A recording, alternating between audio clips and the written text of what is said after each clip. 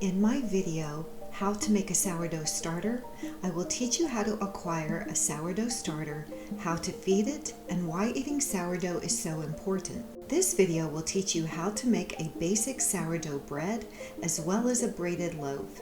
Sourdough bread made with whole grain flour, wild yeast from the air, and bacteria is the oldest form of leavened bread. It is easy to digest as the bacteria yeast composition will start to break down the starches before it even reaches your stomach, which means it won't cause your blood sugar to spike. It is better for those who are gluten sensitive as the protein gluten is broken down into amino acids. It fuels the production of good bacteria in your gut, serves as a prebiotic which supports the gut microbiome, and has been shown in studies to promote better sleep as well as ease anxiety and depression. Feed your sourdough once a day until you have a robust starter that is full of bubbles. If you're just feeding it, not starting the bread baking process, remove half of your starter, which will be discarded, and then feed the remaining half in the jar with double the amount of whole wheat flour per water. In this case, I'm feeding it 1 cup of whole wheat flour and a half a cup of water. Many people weigh their ingredients on a scale, which is great. I've never weighed mine. I use the tips handed down by my grandmother and rely more on consistency and how the dough feels, and my bread turns out great. I'll try to pass those tips along in this video. At least once a week, you'll want to remove the remaining starter in the jar to a clean jar before you feed it. Once you feed it and stir it well, cover it with a coffee filter and let it sit at room temperature. This starter can also be kept in the refrigerator for up to about 5 days if you're leaving town or only want to make bread 1 day a week. To start the bread baking process, take your starter and remove half of it to a mixing bowl. Then add 2 cups flour.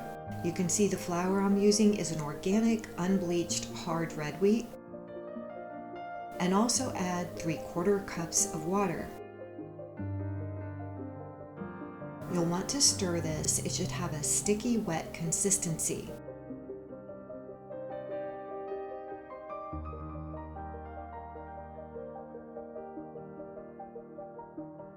It's okay to add a little more water if it's too dry.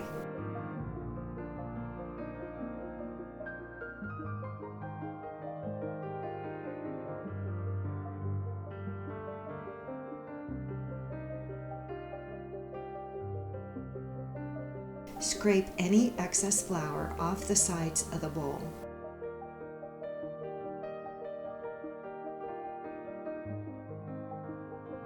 Don't forget to feed the other half of the starter.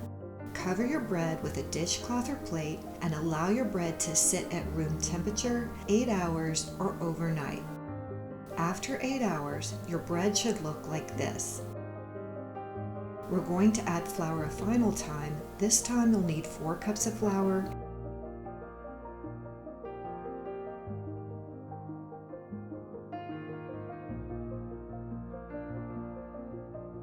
1 tablespoon of salt, and 1 1/4 cups of water.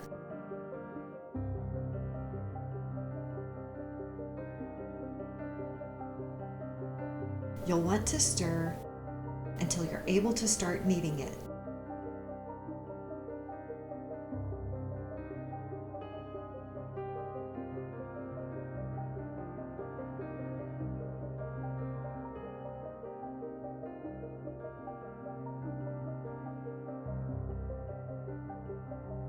It will start out really sticky, but as you knead it, it will become smooth and elastic and pull the excess dough off of your hands.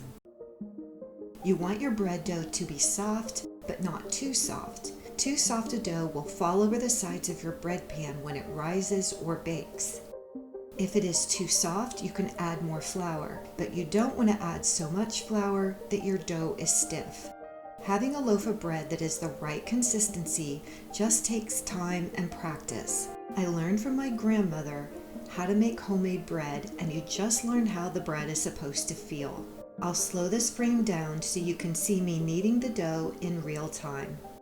Don't be discouraged if you have a loaf that's not perfect. It will most likely still be edible, or it can be dried and turned into breadcrumbs. Sourdough breadcrumbs are a great addition to recipes.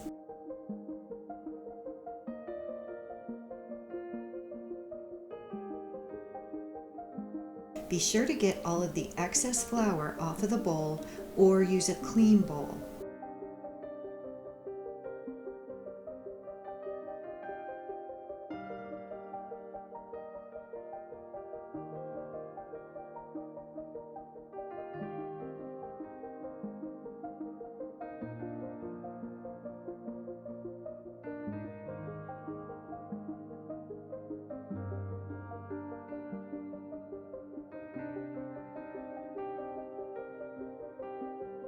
Then cover and refrigerate at least 24 hours or up to 3 days. One thing I want to point out is that you'll see recipes that take the bread after it has been fermented at least 24 hours and add more flour to it. Or they'll take and add flour to the sourdough starter to make pancakes or specialty bread. If you do that, that flour you just added did not have time to ferment. So those are not true sourdough pancakes or bread or whatever. You need to allow at least 24 hours for it to ferment. Don't flour your workspace to knead out the bread or roll it out. That flour is not fermented.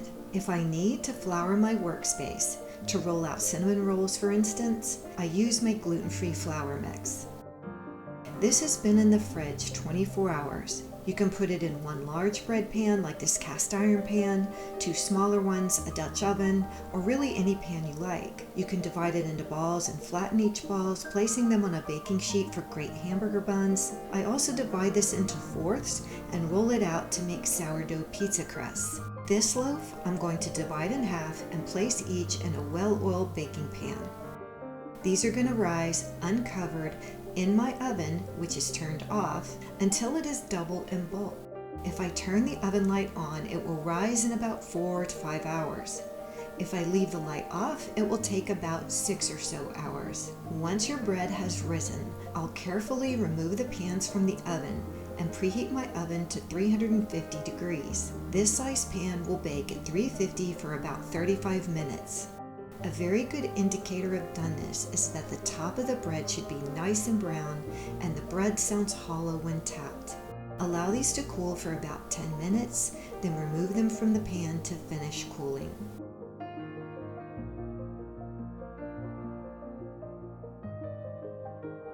To make a braided loaf, divide your dough into 3 equal portions.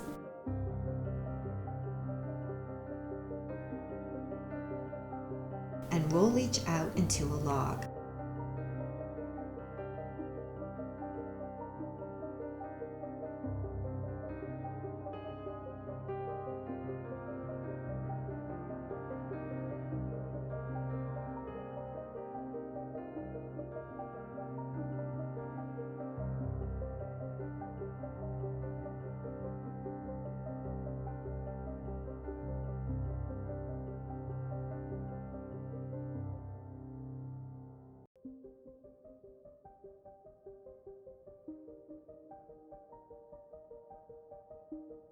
Oil your pan well.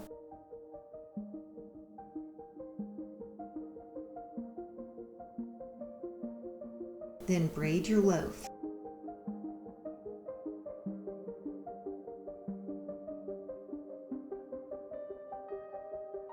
Take the outside right piece and place it in the center, then the outside left piece and place it in the center, and continue this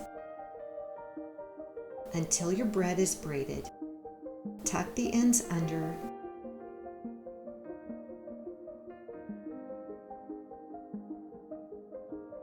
and place it in your pan.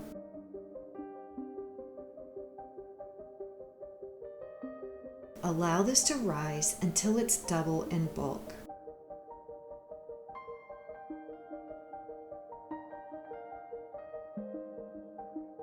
Then you'll bake this in a preheated 350-degree oven. Your bread should sound hollow when tapped. This pan takes about 45 minutes to bake in my oven. Remove it from the pan after 5 minutes and allow it to finish cooling on a wire rack.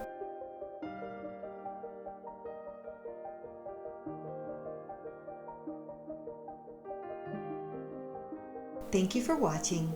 Please see my video for sourdough cinnamon rolls, and please hit the cupcake to subscribe.